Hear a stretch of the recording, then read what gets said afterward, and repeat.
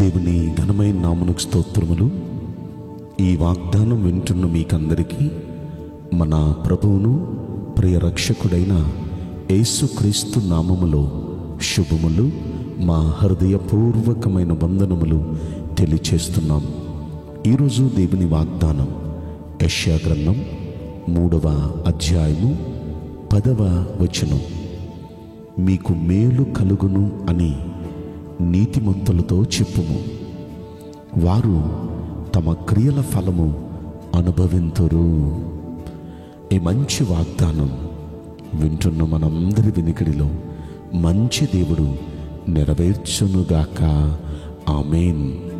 ప్రియ దైవ జనాంగమా, మనకి మేలు కలుగుతుంది అని చెప్తున్నారు. ఈ మాట ఎవరితో చెప్పమంటున్నారు అంటే నీతిమంతులతో చెప్పండి. నీతిని కాపాడుకుంటూ నీతిని జరిగిస్తున్న ప్రతి వ్యక్తితో ఈరోజు ప్రభు మాట్లాడుతున్నారు. మీకు మేలు కలుగుతుంది. ప్రస్తుతం ఇప్పటి వరకు మీరేమైనా కీడు అనుభవిస్తున్నారేమో, మీరేమైనా మోసపోయారేమో, మీరేమైనా ఇబ్బంది పడుతున్నారేమో, ధైర్యంగా ఉండండి. మీకు మేలు కలగబోతుంది. మీకు మేలు కలుగుతుంది అని నీతిగా ఉంటున్న నీతిమంతులకు చెప్పండి. మనం నీతిగా ఉంటే మన నీతి మన ముందు నడిచిద్దండి. ప్రస్తుతం కష్టం మనం చూడొచ్చు, కానీ ఖచ్చితంగా మనకు మేలు కలిగిద్ది. ఖచ్చితంగా మేలు కలిగిద్ది. ప్రస్తుతం ఉన్న కష్టాలు ఎనతగినవి కావు. దేవుడు చెప్పమంటున్నాడు, మనం నీతిగా ఉండాలి, కానీ మనకు మేలు కలగబోతుంది. మన క్రియల ఫలం మనం అనుభవిస్తామంట. మనం ఏం చేస్తామంటే, మనం చేసేది మంచి అయితే మంచి ఫలం అనుభవిస్తాం, మనం చేసేది చెడైతే చెడ్డ ఫలం అనుభవిస్తాం.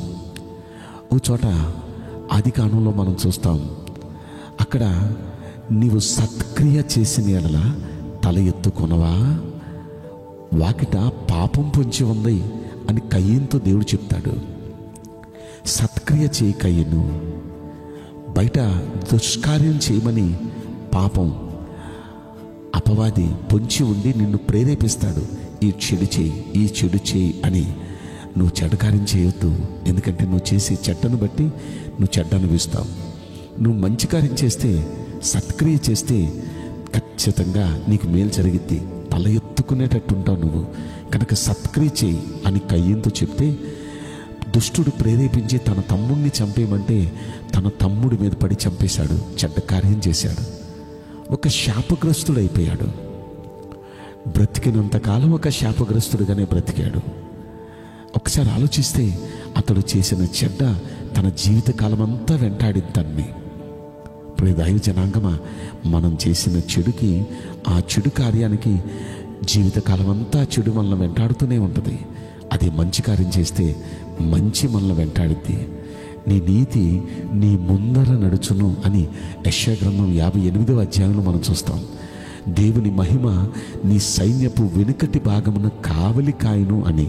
అంటే మనం వెళుతుంటే మన ముందు మన నీతి నడుస్తుంది. నీతి కార్యం చేస్తుంటే మన నీతి ముందు నడుస్తుంది, మన వెనక దేవుని మహిమ నడుస్తుంది. ఎంత బాగుందండి. కనుక మనం నీతిగా బ్రతుకుతాం. నీతిగా బ్రతకటానికి ప్రయత్నం చేద్దాం. నీతి తప్పొద్దండి. నీతిగా ఉన్న వారి ముందు ప్రభు నడుస్తారు, వెనక ఆయన మహిమ నడుస్తుంది, వారికి మేలే జరుగుతుంది. కనుక మనం నీతిగా ఉందాం. ఇంకొక మాట మనం అక్కడ చూచాం. అదేంటంటే పైన 8వ వచనం అంటాడు, వారి మాటలను క్రియలను ఆయనకు ప్రతికూలంగా ఉన్నాయి అంటాడు. అంటే మాటలు క్రియలు ప్రతికూలంగా ఉన్న కారణాన వారికి ఏమొచ్చింది? అక్కడ కీడు వచ్చిందంట. వారందరూ కీడొచ్చి దెబ్బతిన్నారు, నాశనమయ్యారు అక్కడ యెరూషలేము నివాసులు. అందుకే దేవుడు చెప్తున్నాడు, వారి మాటలు వారి క్రియలు ప్రతికూలంగా ఉన్నాయి కాబట్టి అలా జరిగిందంటాడు ఈ యెషయా గ్రంథంలో 3వ అధ్యాయం 8వ వచనంలో. అయితే సత్క్రియ చేస్తూ మన మాటలు మంచిగా ఉంచుకొని మన క్రియలు మంచిగా ఉంటే ఖచ్చితంగా మనకు మేలు జరిగిద్ది. ఏంటి, మన మాటల వల్ల కూడా మనకి మేలు జరిగిద్దా? ఎస్. మన మాటల వల్ల కూడా మనకి కీడు జరిగిద్దా? ఎస్. బైబిల్ గ్రంథంలో మనం చూస్తే ప్రసంగి గ్రంథం 5వ అధ్యాయంలో అక్కడ చక్కగా మాట్లాడుతున్నాడు 6వ వచనంలో. నీ దేహమును శిక్షకు లోబరుచున్నంత పని నీ నోటి వలన జరగనీయకుము. అది పొరపాటు చేత జరిగను అని దూత ఎదుట చెప్పొద్దు. నీ మాటల వలన దేవునికి కోపం పుట్టించి నీ వేళ నీ కష్టమును వ్యర్థపరుచుకునేదవు. చూసారా, మన దేహం అంతటి మీదకి శిక్ష వస్తుందంట. దేహం అంతటి మీదకి శిక్ష రావటానికి గల కారణం చేతులతో చేసినందువలన కాదు, అక్కడ నీ నోటి మాటల వలన అంటున్నాడు. కనుక మనం మాట్లాడేటప్పుడు కూడా నోరును చాలా జాగ్రత్తగా కాపాడుకోవాలి. మన ముందు ఎలాంటి వాళ్ళు ఉన్నా సరే, వాళ్ళు ఎంత ఉద్రేకపరిచినా సరే మన నోటిని జాగ్రత్తగా కాపాడుకోవాలి. ఎందుకంటే మన నోటి మాటల వలన దేవుని కోపం వస్తుందంట. అయ్యా ప్రభు క్షమించయ్యా, మేము పొరపాటు మాట్లాడేసామని తర్వాత మనం అంటాం. ఆ కాసేపు ఉద్రేకంలో ఏదో మాట్లాడేస్తాం, తర్వాత అయ్యో పొరపాటు మాట్లాడాను, అలా చేయకుండా ఉండాల్సింది, ప్రభు క్షమించయ్యా అంటూ ఉంటాం. అయితే దేవుని కోపం ఆల్రెడీ వచ్చేసింది. మనం ఎప్పుడైతే మన నోటితో ఆ పొరపాటు మాట మనం మాట్లాడామో దేవునికి ఆల్రెడీ కోపం వచ్చేసింది. ఆయన కోపం మన మీదకి వస్తుంది, మన కష్టార్జితం వ్యర్థమైపోతుందంట. కష్టార్జితం వ్యర్థమైపోవటానికి గల కారణం దేవుడికి కోపం వచ్చింది. దేవుడికి కోపం రావడానికి గల కారణం మన మాటల వలన దేవుడికి కోపం వచ్చింది.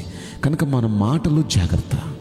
అందుకే కీర్తనకారుడు అంటాడు, చెడ్డవారి ముందుకు వెళ్ళినప్పుడు నోటికి చిక్కం ఉంచుకున్నాను అంటాడు. నోటికి చిక్కం వేసుకుంటే మంచిది. చాలా జాగ్రత్తగా మన నోటిని కాపాడుకోవాలి. నోటిని, నాలుకను భద్రంగా కాపాడుకుంటే ఆ దేహం మీదకి శిక్ష రాకుండా ఉంటుంది. కనుక మన మాటలు జాగ్రత్తగా కాపాడుకోవాలి. మన క్రియలు జాగ్రత్తగా మనం ఉంటే, నీతిమంతులుగా మనం ఉంటే ఖచ్చితంగా ఈ రోజున దేవుడు అంటున్నాడు, మీకు మేలు కలగబోతుంది. ప్రస్తుతం ఉన్న కష్టాలు ఎనదగినవి కావు, ఖచ్చితంగా మీకు మేలు కలగబోతుంది. దేవుడు చెప్పమంటున్నాడు, మీకు మేలు కలుగును అని నీతిమంతులతో చెప్పండి. మీ క్రియా ఫలం, మీరు చేస్తున్న మంచి క్రియల ఫలం మీరు అనుభవిస్తారు చెప్పమంటున్నాడు ఆయన. కనుక ప్రతి ఒక్కరు ధైర్యం తెచ్చుకోండి. ఇదిగో ఈ విధంగా మాటలు జాగ్రత్తగా, క్రియలు జాగ్రత్తగా మనం కాపాడుకుంటూ నీతిమంతులుగా ఉందాం. ఖచ్చితంగా మనందరికీ మేలు కలగబోతుంది. నేను మీకోసం ప్రార్థన చేయబోతున్నాను. పరిశుద్ధుడా, ప్రేమగల యేసు రాజా, మీ పరిశుద్ధ బంగారు పవిత్రమైన నామమునకు నిండు మనసుతో కోట్ల కొలదిగా స్తుతులు, స్తోత్రములు, వందనాలు చెల్లిస్తున్నాం. ఈ వాగ్దానం వింటున్న ప్రియుల జీవితంలో దయచేసి ఈ వాగ్దానం నెరవేర్చి మేలు కలగ చేయండి అయ్యా. మీరు చెప్పమన్నారు కదయ్యా, మీకు మేలు కలుగును అని చెప్పమన్నారు అయ్యా. ఈ మాట వారికి తెలియపరిచాను.